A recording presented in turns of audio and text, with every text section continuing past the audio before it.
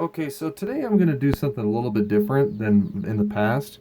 I'm going to do a pike fly today. So this fly is called the Barry's pike fly. It's not too difficult to tie. It's a good beginner pike fly to tie.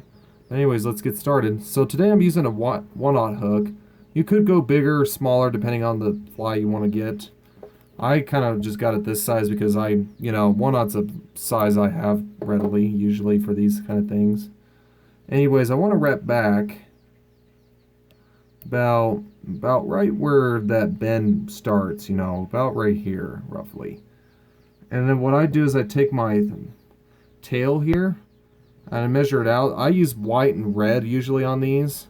You could use other colors too, but white and red I kind of like a lot simply because they actually kind of contrast a little bit. I kind of like that. So that's what I'm using. So then what I do is I take my thing and I'm gonna tie it off like that. I get it about a little longer than the length of the shank of the hook too for the tail, honestly. And what I do next is I try to trim it off to length because I usually trim it a little longer than where the eye is, because simply because of the fact that I just don't like I don't like using my whole high strip because it's kind of harder to use when you do that. So I cut it off a little longer than that. But anyways, what I do is I take next I take some holographic tinsel, or you can also use Flashaboo. You can also use Crystal Flash, and that's originally what it called for, was Crystal Flash, but I'm not doing that. See,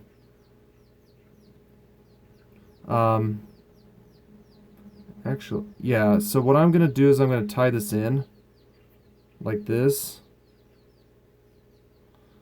Now, you could do it a little more forward. I kind of like tying them like this, honestly. But then what I do is I put this up. Oh, dang it. That's my bad. Try that again here. I don't know why I did that. And then what I do is if that's the case, I just tie it in. And then what I do is I take this. I'm going to wrap it like this, kind of double it over. That's what I'm currently doing. Nope. Kind of double it over and wrap it in a good few times. And I'm just going to cut off the X at length. And I'm just going to take and what I do is I like taking my holographic tinsel, and I usually cut it off to a certain length simply because I want extra security when I tie these things in. Oop, I kind of missed that there. Let me try that again. It's kind of hard to trap these because they're just so, slippery. But anyways, what I do is I try to get a good wraps on these so they don't come off, And they kind of don't show either. I kind of like it when they don't show as much. I mean, you could tie them a little more forward than I did them, but I think this way works too, honestly, for me. And what I do is I tie it in a little more like this. I may need a little more wraps here. That's not quite covering it up completely. I'm sure it won't hurt anything to leave a little bit, but I kind of like the look of it better. But anyways, I like using a good strip of red rabbit hide. I'm going to use a good strip here, a good length here, because I'm going to use this to wrap the collar of the fly. I'm going to use this to wrap a good few times. And I'm using rabbit again, just so you know. Now you could use mink and other other strips of hide as well, but rabbit seems to be my go-to simply because it's cheaper. And it's very effective even then. So I mean, you don't really need that fancy stuff.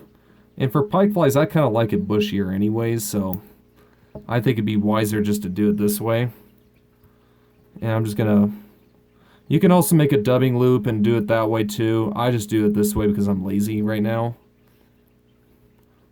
I think it puts a little more weight on your fly to get that down a little deeper. That's another reason why I do this. Do it this way, instead of having a dubbing loop.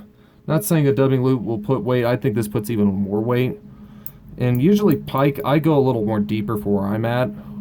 But go according to what you have at your you know, at your local places. So wherever they try to hide in things, I try to kind of go according to that. Like, if they're more deeper water, put a little more weight on your fly. If not, then try to use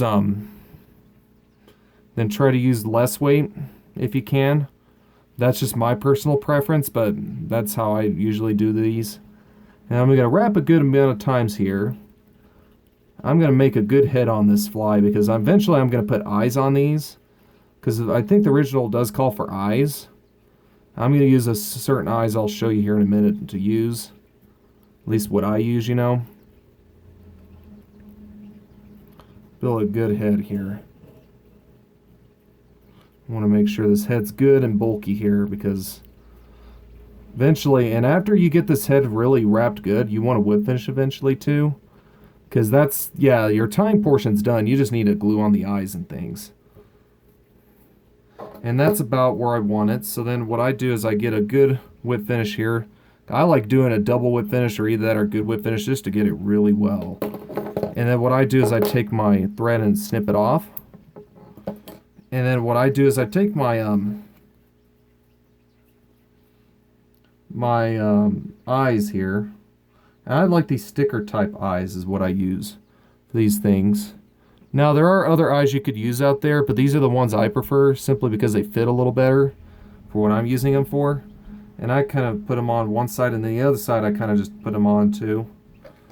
The pike don't really care, I don't think, if you actually oop, that wasn't too good. That wasn't too good of a peel. Try that again here. Oop, I don't know why I keep messing up.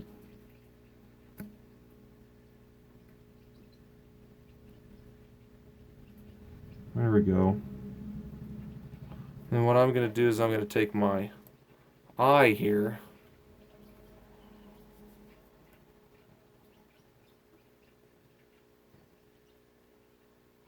Oop.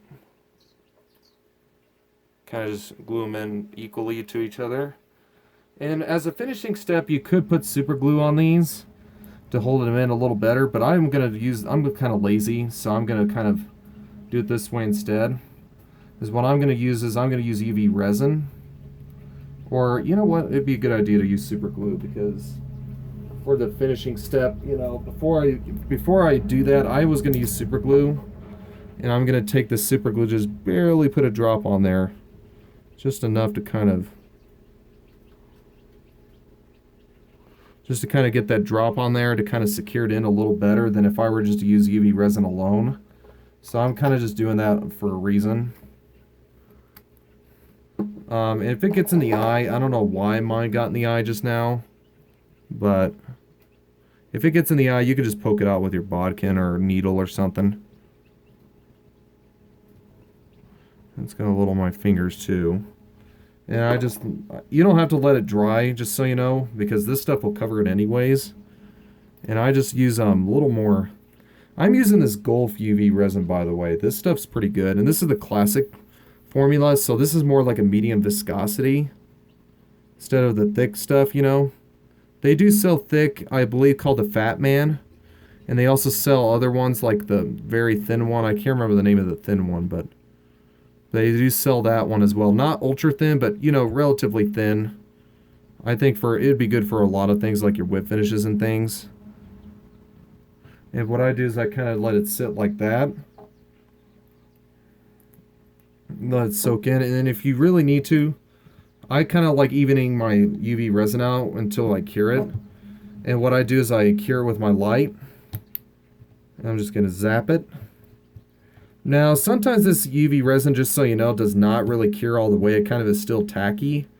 So if that's the case, sometimes what I do is I put in the light and the sunlight to zap it even further, to harden it even more, you know, because I think it does better that way. But then, you know, once it's done cooking, like I do here, I just let it, that's it. That's how you tie the Barry's pike fly. Not terribly difficult to tie, just takes a little longer to tie is all. Very effective pike fly, though. I always like these things. But yeah, thanks for watching, guys. Thanks.